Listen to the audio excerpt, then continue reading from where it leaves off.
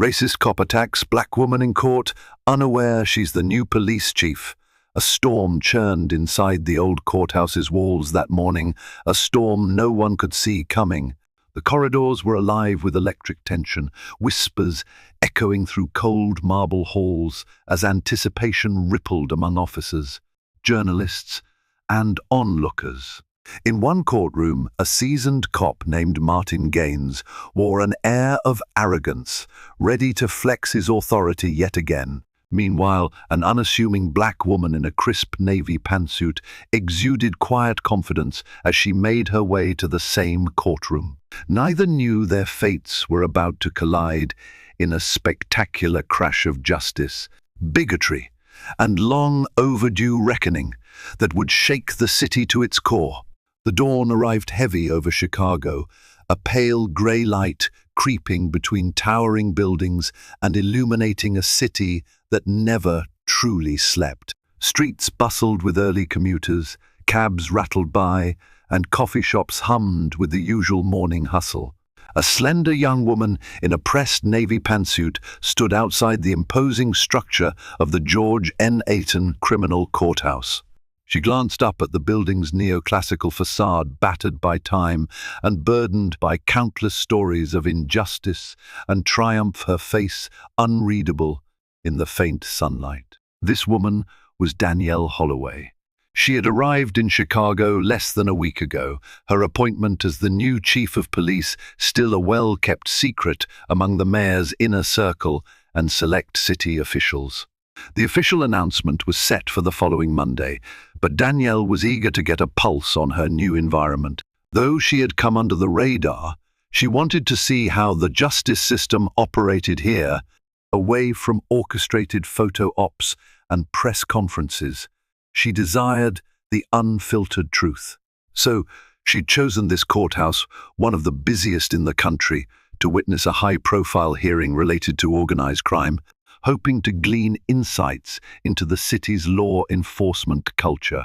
Danielle had grown up in a tough neighborhood in New Orleans, her childhood marked by tragedy and perseverance. Her mother, a strict but loving nurse, had taught her to stand tall against any injustice. Her father, a warm, humorous man who worked construction, left her with an unshakable resilience. After he lost his life to a stray bullet in a drive-by shooting, Danielle dedicated herself to stopping the kind of violence that had torn her family apart. She joined the police academy right out of college, channeling all that grief and passion into a decorated, unwavering career.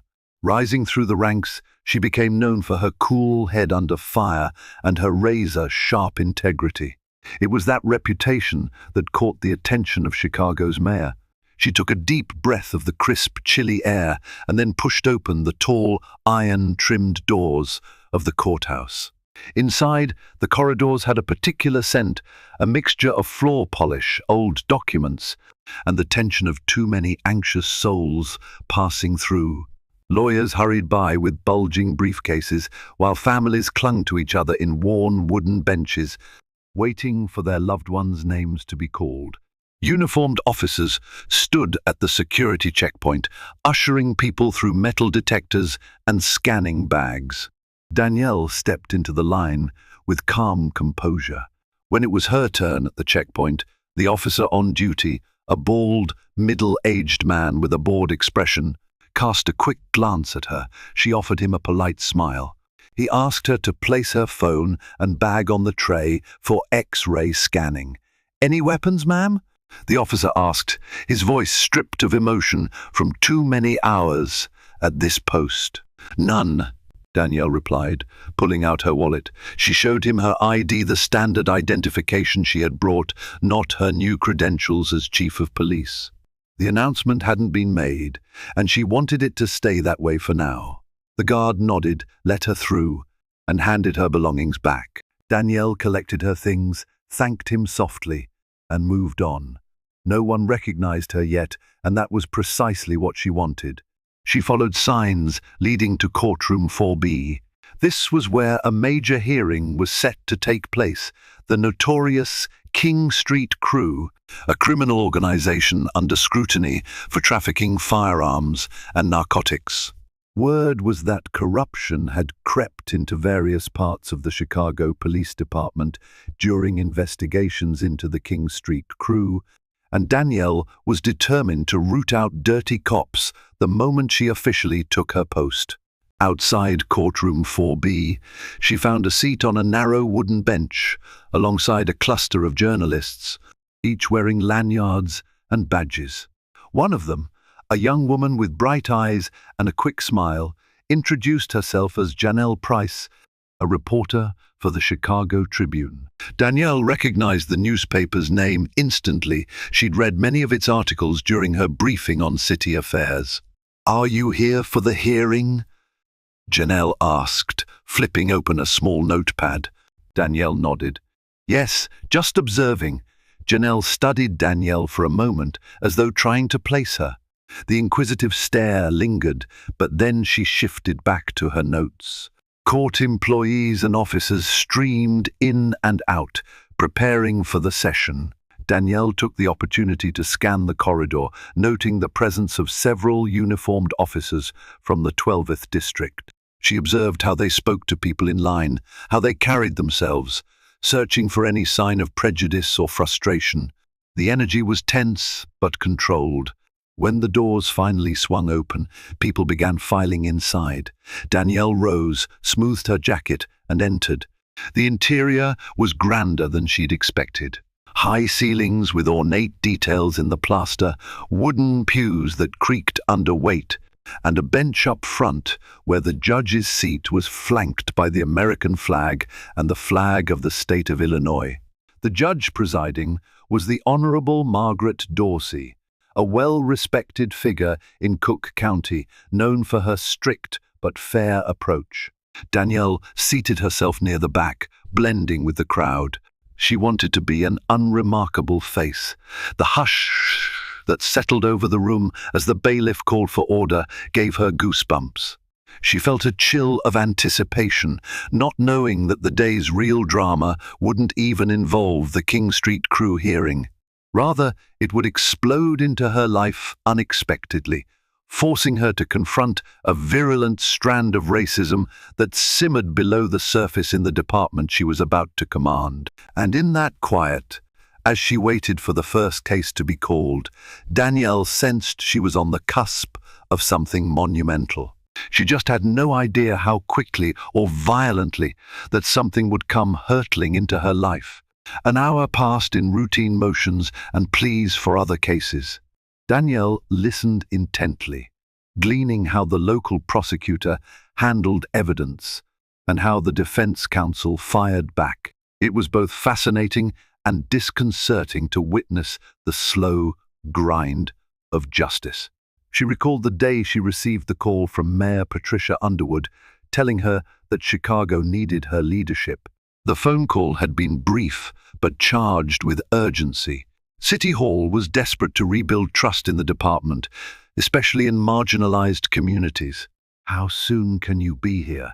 the mayor had asked. "As soon as you need me," Danielle had replied without hesitation. Now, seated in the back of courtroom 4B, Danielle reflected on the enormity of her new role. She would become one of the youngest police chiefs in the city's history and the first black woman to hold that title. She felt the weight of it. So much needed fixing: relations with the community, accountability among officers, an overhaul of internal policies. Chicago was crying out for reform. Some welcomed her appointment, but she knew others bristled at the idea. She'd been told about pockets of racism and sexism. She was prepared. She just didn't expect it to confront her so directly and so soon. The next case on the docket was the King Street Crew hearing, the main reason she'd come. The bailiff called out the names of the defendants, each accompanied by their respective attorneys. As they shuffled in, shackles jangling, Danielle noticed the uneasy stillness that fell over the crowd. Tension brewed in the air, thick enough to taste. Standing at the prosecution's table was Assistant State's Attorney Leonard Harlow, a tall, lean man in his early 40s with a commanding presence. Opposite him were a cluster of defense attorneys who glared with quiet hostility. Detective John Reese from the Chicago Police Department's Organized Crime Unit was there as well, a grizzled officer known for his unwavering dedication to bringing down gang activity. Judge Dorsey addressed the attorneys, confirming everyone's readiness for the preliminary hearing. Danielle found herself drawn into the arguments, taking mental notes. She admired how Harlow presented the evidence, confident but meticulous, aware that any misstep would be seized upon by the defense. Reese offered testimony about the scale of the gun-running network, describing how illegally purchased firearms from neighboring states made their way into Chicago's south and west sides. The hearing took about an hour. The judge decided there was enough evidence for the case to proceed to trial. As soon as the gavel slammed, people began filing out. The tension spilled into the hallways as defense attorneys barked at reporters to stand back, while prosecutors tried to stay ahead of a flurry of questions from the press. Danielle slipped quietly out into the corridor, letting the sea of bodies sweep past her. She had seen enough for the day. Satisfied that she gleaned a sense of the courthouse dynamic, she decided to leave and get started on a mountain of administrative tasks waiting at her temporary office. She stepped into the corridor, where the crowd was thick, pushing her off to one side. A uniformed officer bumped into her shoulder with a huff, muttering something under his breath that she couldn't quite catch. She frowned but let it go.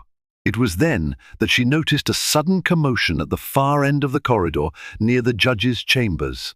Raised voices, a scuffle, and the flash of an officer's uniform among a cluster of people. Concerned, Danielle made her way toward the disturbance, weaving through the crowd. What she saw next would set the stage for a life-changing encounter. A white, barrel-chested police officer, his face flushed red with anger, was confronting a defense attorney, then turning to bark at a black female staffer trying to pass by. Something about the scene prickled Danielle's instincts. She paused, reading the situation. It looked like a chaotic trifecta of frustration, a defense attorney possibly cross-examining the officer's approach, a courthouse staffer trying to keep her composure, and the officer letting his temper run rampant. Though she was out of uniform and unrecognized, Danielle was still a law enforcement official. Her sense of responsibility compelled her to step closer.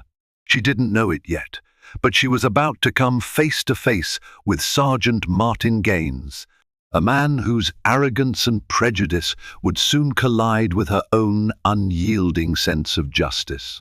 And that collision would send ripples through the entire Chicago Police Department, revealing a racism so insidious it took a woman of unwavering moral courage to bring it to light. Martin Gaines was born and raised on the outskirts of Chicago, in a predominantly white suburb with manicured lawns and an air of privilege. His father, James Gaines, had also been a police officer, though in a smaller district. From a young age, Martin admired the power his father seemed to wield, the gun, the badge, and the respect they commanded. Yet there was a darker side to that admiration. James, shaped by the prejudices of his own father, had carried his own biases into the uniform. Over the dinner table, bigoted remarks were tossed around casually, shaping Martin's worldview. Martin grew up believing he was destined for greatness. Athletic in high school, he excelled in sports and was used to admiration, especially from those who looked like him. A certain entitlement sunk into his bones early on, only reinforced when he joined the police academy. He wasn't incompetent, in fact. He was a sharp shooter and physically fit. He sailed through many of the physical exams, but academically and emotionally, he struggled. Critiques that his temperament was ill-suited for de-escalation or that he was too quick to draw conclusions only inflamed his sense of victimhood. In Martin's mind, Any negative feedback came not from his own shortcomings, but from a system that favored everyone else. Once he secured a position in the Chicago Police Department, Martin found a clique of like-minded officers who shared his resentment toward diversity initiatives and evolving departmental policies aimed at building better community relations. For years, Martin operated within a silo of cynicism. Minorities, in his perspective, were either criminals or unworthy of the same respect he offered people in his own circle. He never expressed these beliefs overtly around superiors, but they seeped out in subtle interactions, extra scrutiny at traffic stops for drivers of color, a scoff here, a racial slur uttered under his breath there. Over time, Martin was passed over for promotions, overshadowed by officers who excelled in community engagement and conflict resolution. He stayed stuck at the rank of sergeant for half a decade, growing embittered. The one area he truly thrived in was intimidation and brute force, which occasionally garnered him kudos from certain peers who admired that old-school toughness. Yet official commendations eluded him, fueling his deepening resentments. Recently, Martin had caught wind that the department was about to announce a new chief. Rumors circulated that it would be a black woman from out of state. The notion both enraged and unnerved him. He detested the idea of outside leadership, especially a woman of color, coming in to shake up his department. Though he hadn't yet discovered the new chief's name, the rumor was enough to sour his mood even more. And so, on that particular morning in the courthouse corridor, Sergeant Martin Gaines was already a simmering kettle of frustration and bias. He had been escorting a prisoner to a hearing when a defense attorney, known for civil rights cases, managed to get under Martin's skin with snarky remarks about police corruption. Simultaneously, a young black female staffer politely asked him to move aside so she could pass. Martin's patience snapped, and he lashed out at both the attorney and the staffer, shoving the staffer aside with a callous remark that she should watch where she's going. His fellow officers, seeing the tension, tried to placate him, but Martin was in no mood to calm down. His eyes burned with indignation, and his voice thundered in the marble hallway. People stared, but no one immediately intervened, perhaps out of shock or fear. This was the moment Danielle Holloway stumbled upon, drawn by the commotion from her vantage point outside courtroom 4B. Had Martin known that Danielle was not just an ordinary bystander, but soon to be his commanding officer, perhaps he would have approached the situation differently. But ignorance and anger make for a poisonous blend. And Martin, fueled by both, was about to make a grave mistake, one that would forever change the trajectory of his life and the city's police department. Danielle Holloway moved closer, navigating the restless bystanders gathered around the scene. As she drew near, she saw Sergeant Martin Gaines standing with his arms crossed, his face twisted in anger.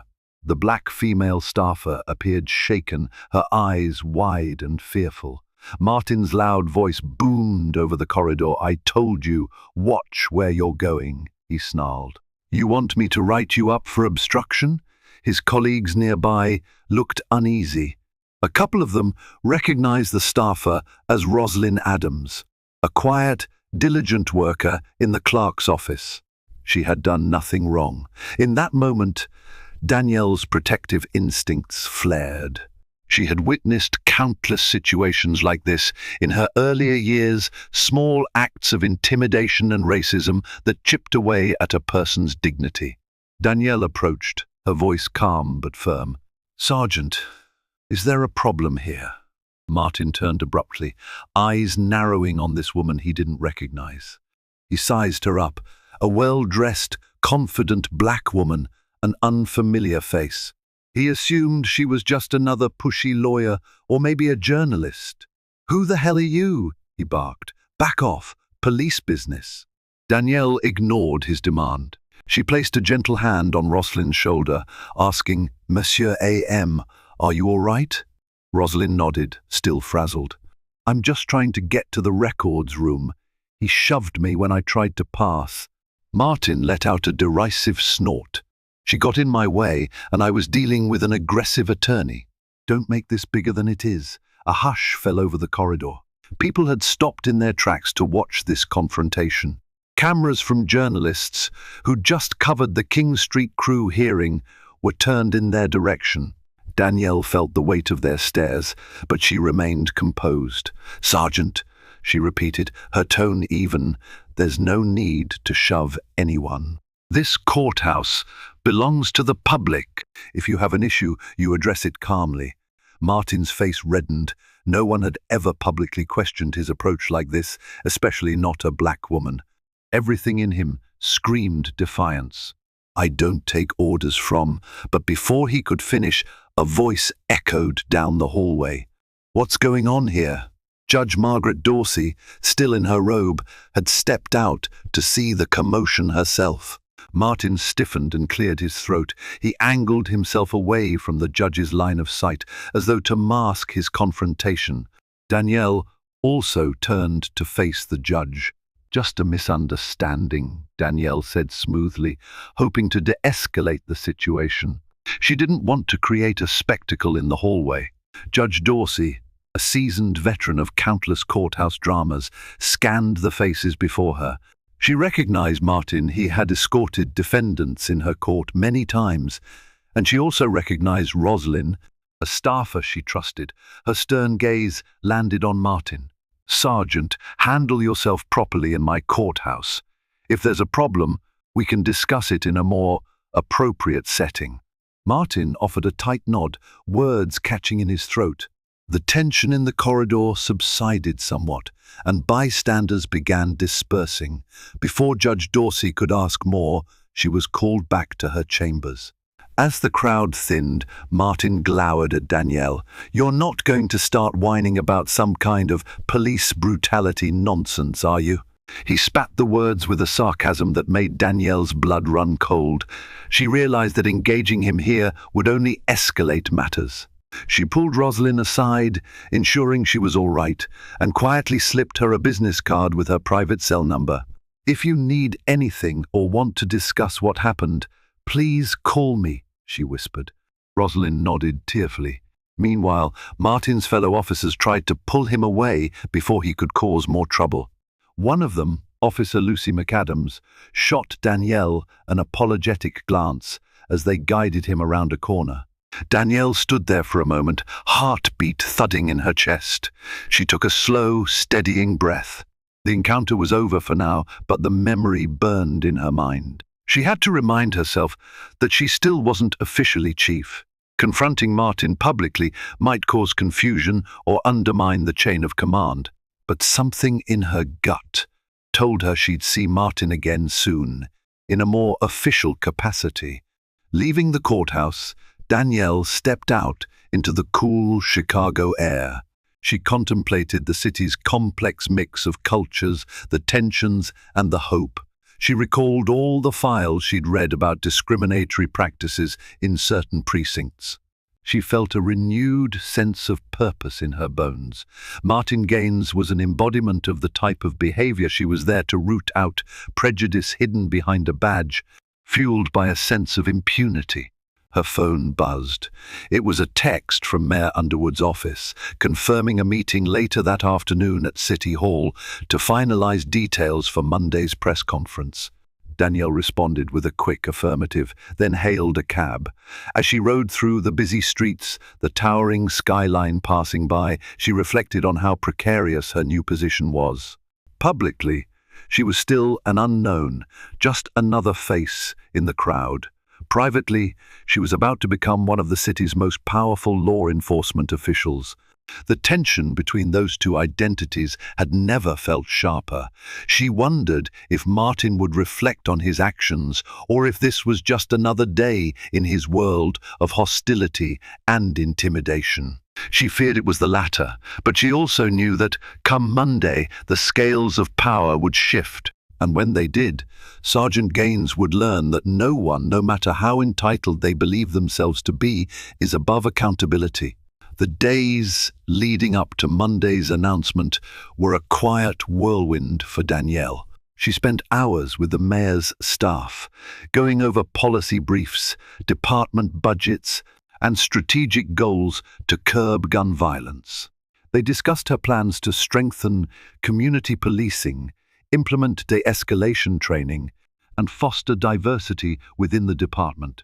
Mayor Underwood was candid about the resistance Danielle might face. She mentioned certain veteran officers who clung to old methods of policing like a lifeline. "We need you to be the face of change," Underwood said in her spacious City Hall office. Sunlight streaming through the tall windows, but the pushback will be fierce. Expect it. Danielle nodded, her jaw set with determination. She was used to pushback. She'd faced it all her life, from doubters in New Orleans to fellow cops who resented her rapid promotion. But she also understood the importance of forging alliances. A single chief could only do so much without a supportive command structure. That weekend, Danielle took time to wander Chicago's neighborhoods, wanting to feel the pulse of the city she would soon serve. She strolled through Bronzeville, admired the vibrant murals and bustling shops. She visited a community event in Inglewood, where local activists organized a peace rally. She spoke with mothers who had lost their children to violence, each story reigniting her commitment to transform the city's approach to policing. While Danielle immersed herself in community outreach, Sergeant Martin Gaines brooded. He spent that Saturday evening at a bar near his precinct, nursing a beer and stewing in frustration. He ranted to a few close-knit buddies about the woman who had challenged him at the courthouse. He didn't know her name, but he remembered her face and how she dared to speak to him like he was some common thug. His anger grew as he replayed the scene, each iteration inflaming his ego further. "It's these people," Martin muttered, his voice hushed so only his circle could hear. "They get emboldened by all this talk of reform and accountability, thinking they can walk all over us. I've been on the force for 15 years, you know. I deserve some respect." His friends offered murmurs of agreement or soft grunts, but they mostly let him vent. Even they were a bit uneasy about the way Martin's anger had ratcheted up recently. Some of them had families who didn't share Martin's narrow views, and they worried he'd go too far one day. Still, camaraderie and silence kept their doubts tucked away. They allowed Martin's resentment to fester. That same night, in a quieter corner of the city, Roslyn Adams sat at her kitchen table, the business card Danielle had given her resting between her trembling fingers. She was tempted to call, if only to express her gratitude to the stranger who had stepped in to defend her. But fear held her back. She worried about the repercussions of speaking out against a sergeant. Even though she'd done nothing wrong, she'd seen how quickly things could turn for someone who made a complaint against an officer. In the end, she slipped the card into her purse, silently thankful that someone had shown her a shred of decency in that hallway. The weekend passed like an uneasy calm before a storm. Unknown to most of the city, tectonic shifts in leadership were about to be announced. And for Martin Gaines, it would soon become a day of reckoning he never saw coming. For Danielle Holloway, it would be the day she stepped fully into her destiny and confronted the malignant racism embodied by people like Martin. No one could have predicted just how explosive the unveiling of Chicago's new police chief would be, or how many lives that single event would touch. From City Hall press conferences to precinct locker rooms, the news would reverberate, echoing through streets, communities, and the halls of justice. And in the eye of that storm would stand Danielle Holloway, a woman determined to chart a new course for her department, no matter the cost. Monday morning arrived shrouded in an excited buzz. City Hall was packed with journalists, community leaders, and local politicians. Bright camera lights and news vans clustered outside, capturing the momentous occasion. The air crackled with anticipation as Chicago prepared for the announcement of its new chief of police. Inside a grand chamber, Mayor Underwood took the podium first, scanning the audience with a measured gaze. She was an imposing figure herself, tall, confident, and outspoken about social justice. Adjusting the microphone, she began her speech. Good morning, Chicago. We stand at a pivotal moment in our city's history. Over the past few years, we have faced challenges that have tested our resolve and our faith in one another. But today, we embark on a new chapter, one defined by accountability, transparency, and community partnership. She went on, outlining the accomplishments the city had made and the hardships it had endured. Everyone listened attentively, especially the members of the police force who had been invited. Somewhere near the back of the crowd stood Sergeant Martin Gaines, shifting uncomfortably in his uniform. His expression was a mask of irritation mixed with curiosity. He wanted to see who this new chief was, this rumored woman from out of town. Finally, Mayor Underwood spoke the words that silenced the chamber. It is my honor to introduce you to Chicago's new chief of police, Danielle Holloway. Polite applause rippled through the audience. Martin strained his neck to get a glimpse of this Danielle Holloway, but when he saw the poised black woman stepping up to the podium, he nearly choked. A surge of recognition hit him like a punch to the gut. It was the same woman he had berated in the courthouse corridor, the one who had dared talk back to him. Shock congealed into anger as Martin watched Danielle address the microphone.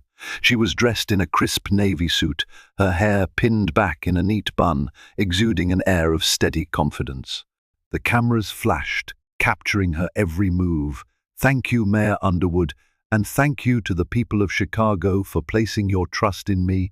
Danielle began. I come from a background not unlike many of our neighborhoods, where violence robs us of our loved ones, and where trust in law enforcement has been stretched thin. My mission is to rebuild that trust and reshape our department into one that truly serves and protects all communities, without prejudice and without corruption. Her voice echoed through the chamber.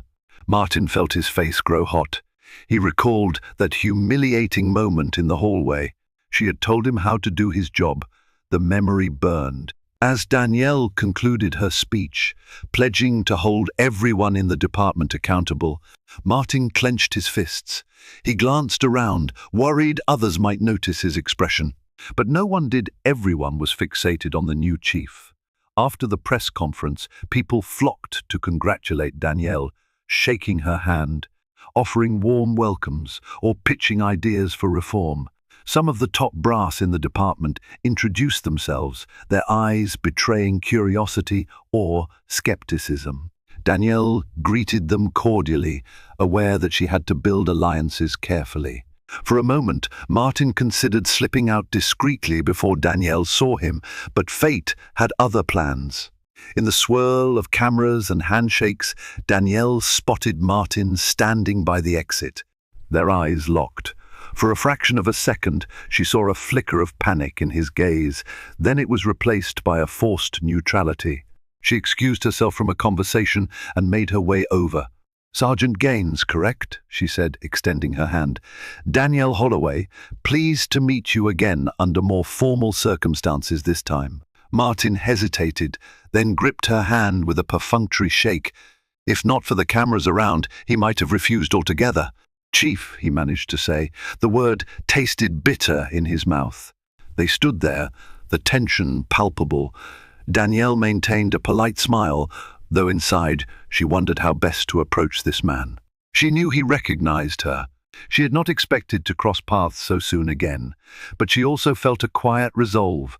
Martin's presence in her department represented a pocket of resistance. She couldn't ignore. This was the moment they both understood the stakes. One of them would prevail, and the other would have to adapt or face consequences. I look forward to working with you, Danielle said, her tone measured. I'm sure we'll have plenty of opportunities to discuss the direction of the department. Martin swallowed hard. Yes, ma'am, he replied through gritted teeth. Then, his voice dropping, he added, Chief, I hope you realize we run things a certain way here. Change doesn't happen overnight.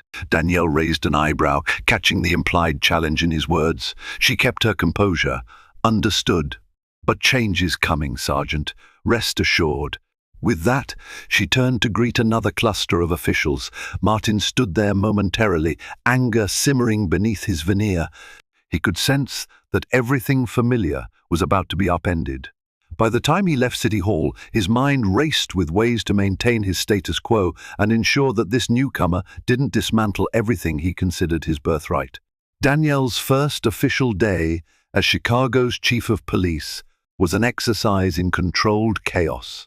Media outlets clamored for interviews, while community organizations flooded her office with letters, phone calls, and social media messages expressing both hope and doubt. The main police headquarters buzzed with an energy Danielle found invigorating, if a bit overwhelming.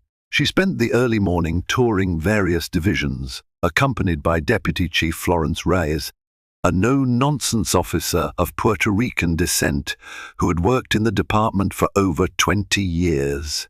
Reyes offered honest assessments of each unit, pointing out strong suits as well as areas in dire need of reform. They visited the training facility, the operations room, and the K-9 unit. Everywhere they went, officers snapped to attention. Some greeted Danielle respectfully, while others wore expressions of guarded skepticism.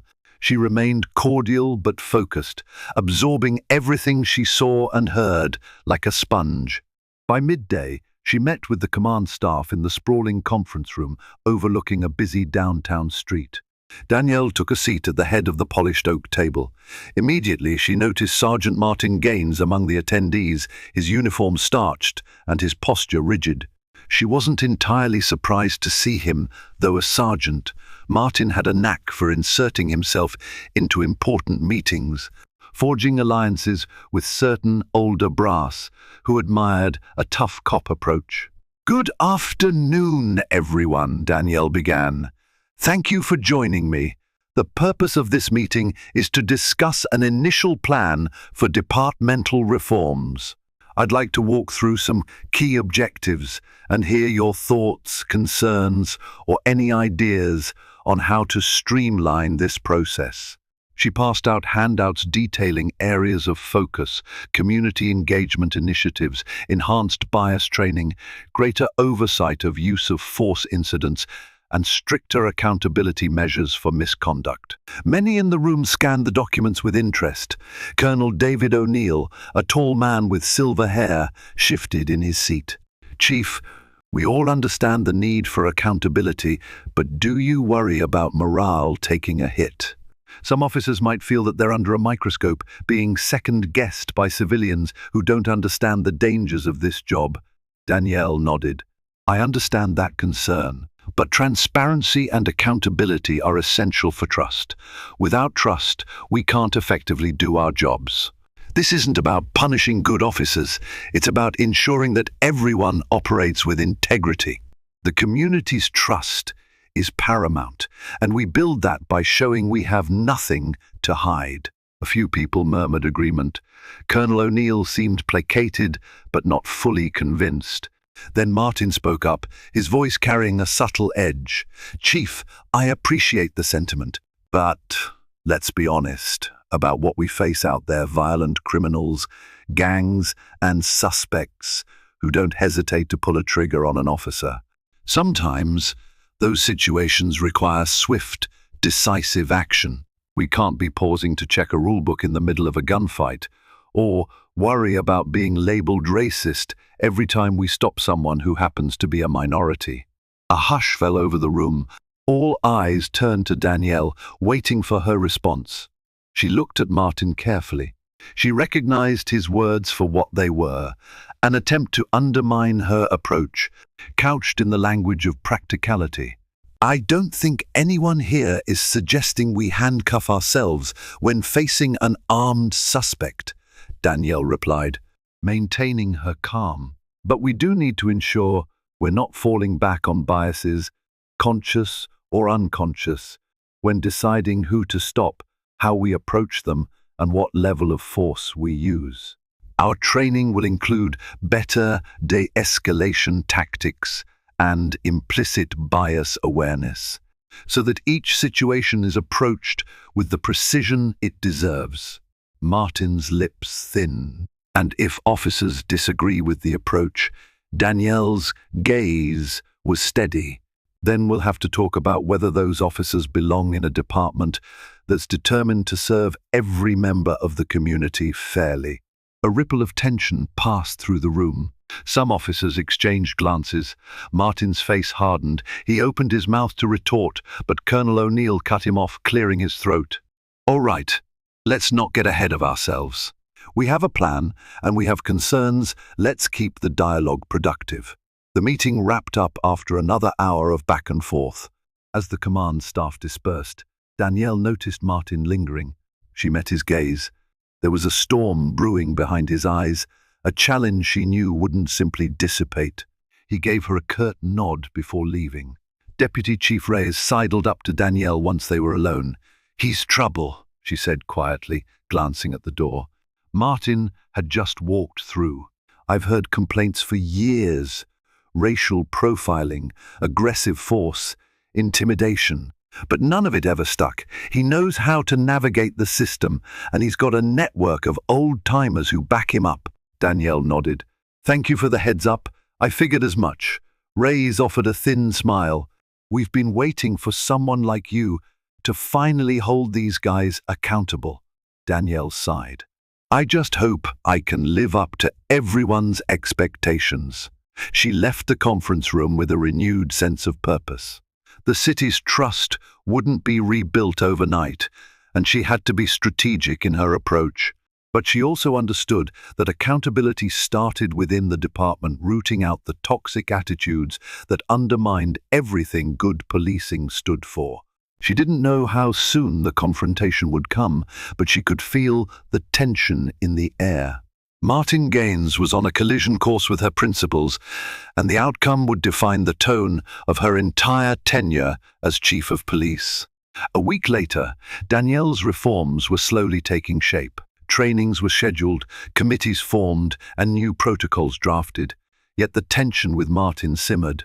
She heard rumors that he dismissed her efforts as bureaucratic nonsense, and kept stoking fear among rank-and-file officers that they'd be left defenseless against criminals. One crisp morning, Danielle received an unexpected subpoena at her office. She was called to testify in a hearing regarding a police misconduct lawsuit. A young black man, Terrence Lawson, alleged he was falsely arrested and roughed up by officers, including Martin Gaines, during a traffic stop the previous year. The case had picked up steam recently, thanks to newly surfaced dashcam footage that contradicted the officer's statements. Danielle was asked to provide insight into departmental policies, especially use of force guidelines. The courthouse corridors felt eerily familiar as she arrived for the hearing. Journalists darted back and forth, sniffing for headlines. Some recognized Danielle, snapping photos as she entered the courtroom. Inside, she found her seat behind the prosecutor's table. The defense side was already occupied by Martin and 3 other officers named in the lawsuit, along with their union-appointed attorney. Martin avoided Danielle's eyes, but she could sense his hostility. His posture was rigid, face set in a grim mask. The hearing began with procedural formalities before the plaintiff's attorney, Naomi Carter, launched into a methodical presentation of the evidence.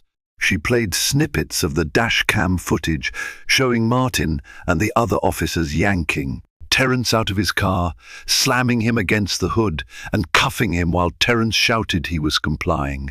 Gasps rippled through the courtroom. The footage then showed Martin claiming Terrence had resisted and reached for a weapon. However, no weapon was visible, and Terrence had no criminal record. Danielle's stomach tightened as she watched. This was precisely the sort of policing culture she aimed to eradicate. Naomi called Danielle to the stand. Sworn in, Danielle answered questions about the department's official policies on traffic stops and use of force.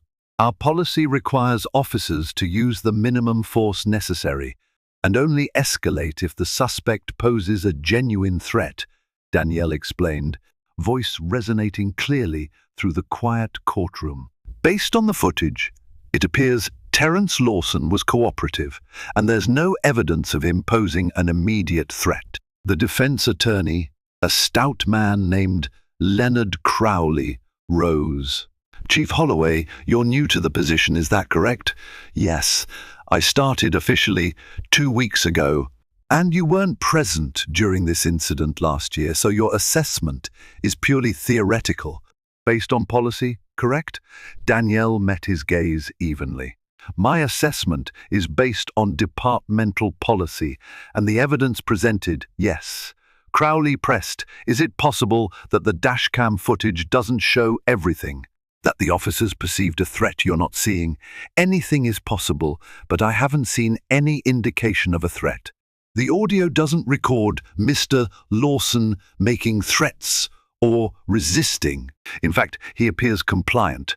A flicker of annoyance crossed Crowley's face. So you're prepared to throw your own officers under the bus, less than a month into your tenure?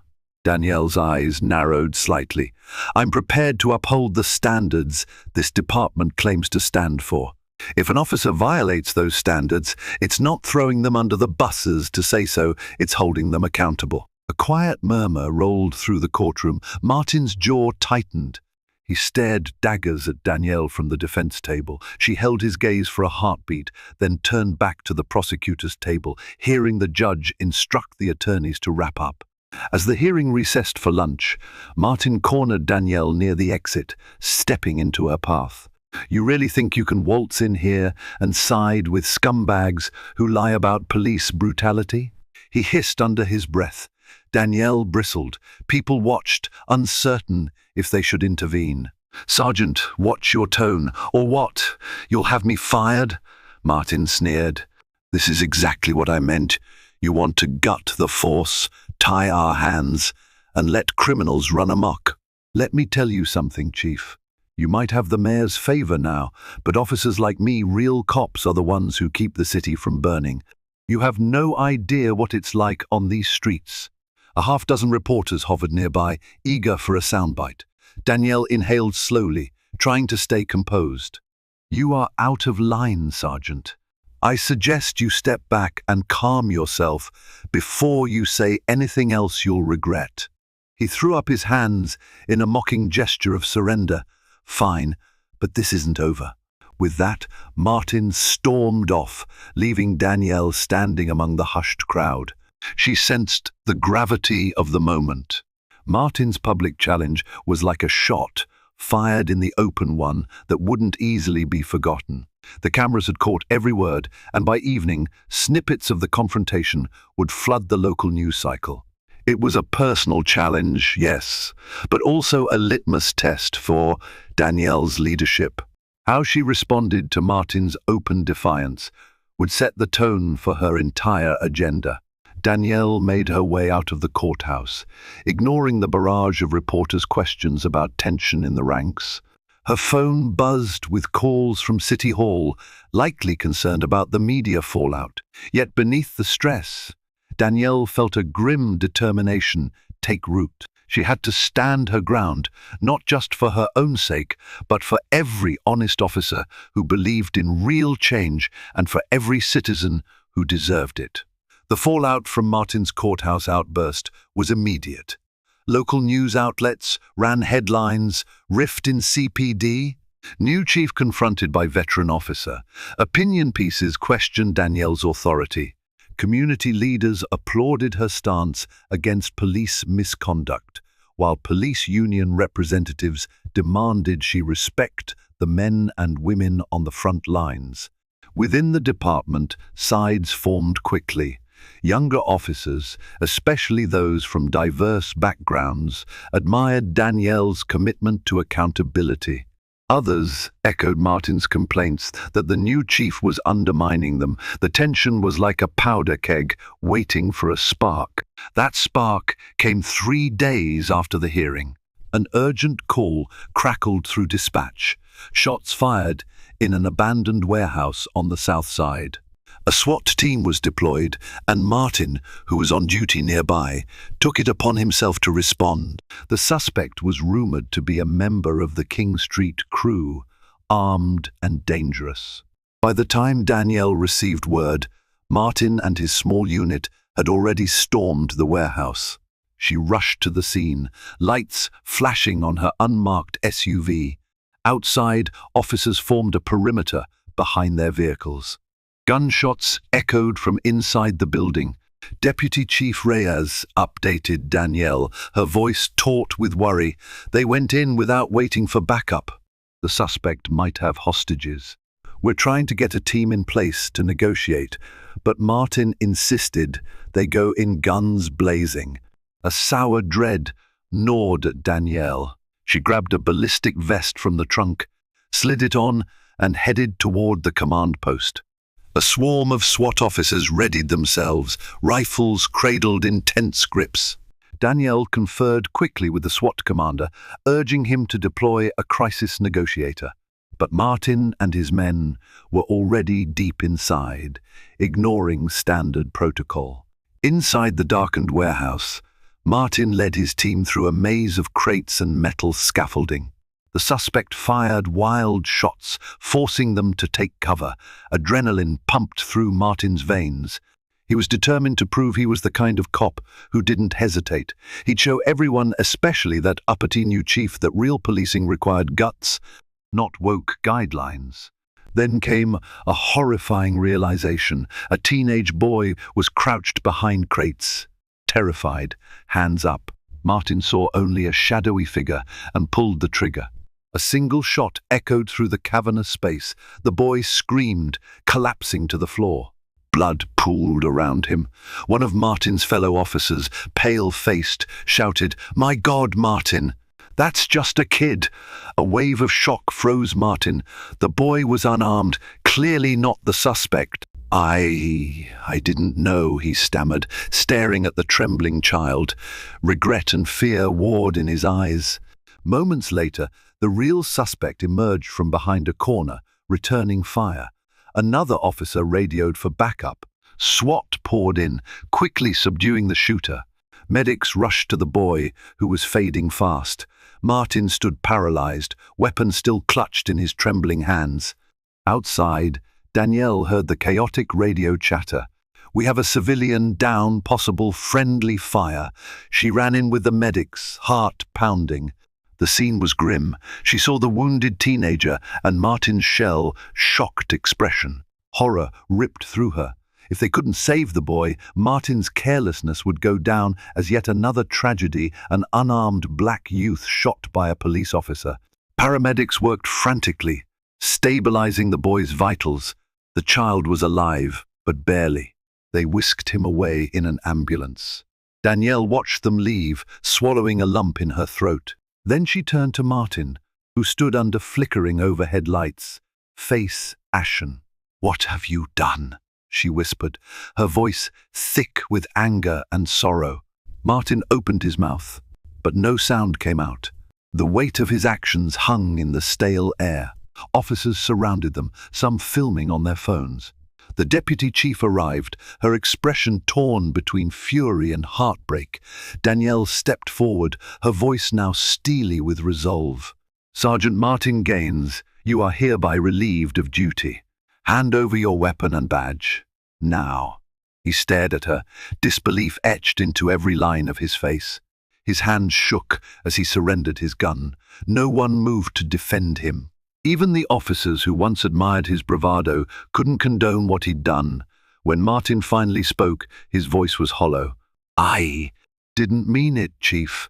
Danielle locked eyes with him, tears burning at the corners of her vision. "But you did it," she replied coldly, "and you will face the consequences." Under the dim lights of that decrepit warehouse, Martin's career and his aura of invincibility shattered. And for Danielle, the line had been crossed. There would be no more half measures, no more tolerance for prejudice or recklessness. The path forward would be paved by justice, no matter how painful. In the days that followed, the story consumed Chicago. News outlets played the tragic warehouse shooting on a loop. The teenage boy's condition was critical. He was on life support at Chicago Memorial. Vigils formed outside the hospital, crowds praying for his recovery. Protesters marched in front of police headquarters, demanding accountability and an end to trigger happy policing. The department moved swiftly. Danielle placed Martin on immediate suspension and recommended his termination. Simultaneously, an independent investigation was launched by the Civilian Office of Police Accountability. Her decision ignited fierce debate, with the police union claiming excessive punishment and activists asserting it was merely the first step of many required to dismantle systemic racism. Meanwhile, Martin sat alone in his modest apartment. The department had collected his badge and service weapon. His phone buzzed with calls from union reps and a handful of supporters, but he felt emptier than ever. Public condemnation was brutal, his face plastered on newspapers, and TV labeled the cop who shot an unarmed teen. A heavy air of disgrace weighed on him. Fear clawed at his insides too. He might face criminal charges. For Martin, it was a reckoning. The bravado that once fueled him was gone, replaced by gnawing regret and shame. His entire life had revolved around wearing that badge and lauding authority over others. Now, with a single gunshot, he had lost that identity and possibly ended a young life. Karma, it seemed, had come in the form of a horrifying mistake. Across town, Danielle visited the hospital. She met the boy's mother, an exhausted woman who clutched her son's hand in silent grief. Danielle offered condolences and vowed to do everything in her power to hold the responsible officer accountable.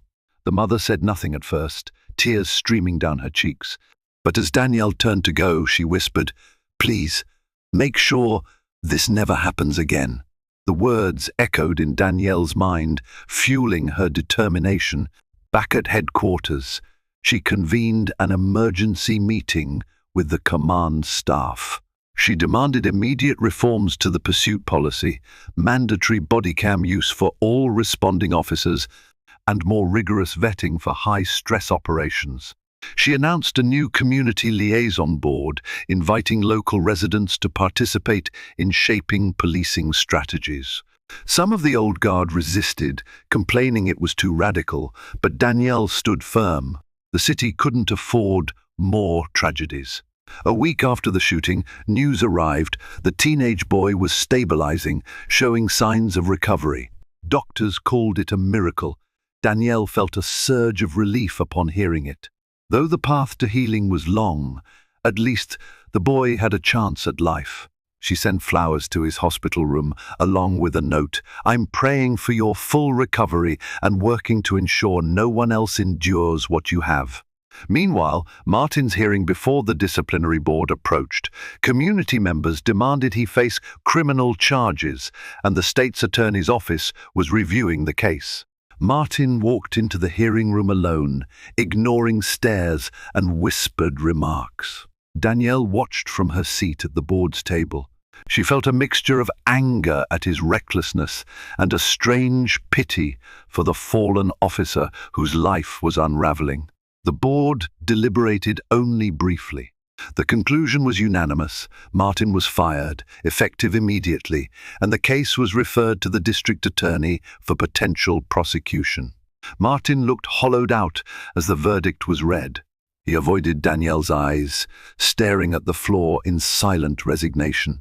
Outside, reporters swarmed him with questions. He trudged away without a word. Days later, an indictment was handed down. Martin would stand trial for aggravated battery and reckless discharge of a firearm. Mayor Underwood publicly commended the move. Danielle privately hoped it would bring some measure of justice and closure, though she knew the legal process could be long and complicated. Throughout all of this, Danielle continued her work, forging alliances with community groups, empowering honest officers, and methodically rooting out those who refused to uphold the department's standards.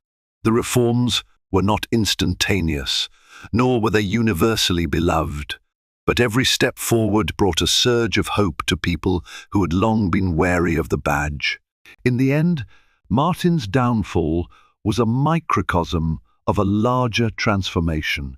The era of unchecked power and bigotry behind a shield was ending, replaced by a new vision, one that demanded integrity from those sworn to protect and serve. And while karma had struck Martin hard, it had also ignited a spark of possibility across Chicago. The city glimpsed a future in which law enforcement stood not as a force of intimidation, but as a guardian of justice for all. And so, under the fierce leadership of Chief Danielle Holloway, the Chicago Police Department found itself on a path of profound change. The hard fall of Sergeant Martin Gaines became a cautionary tale, a stark reminder that no badge could protect those who breached their sacred oath. Change did not happen overnight, but step by step, the city began to heal.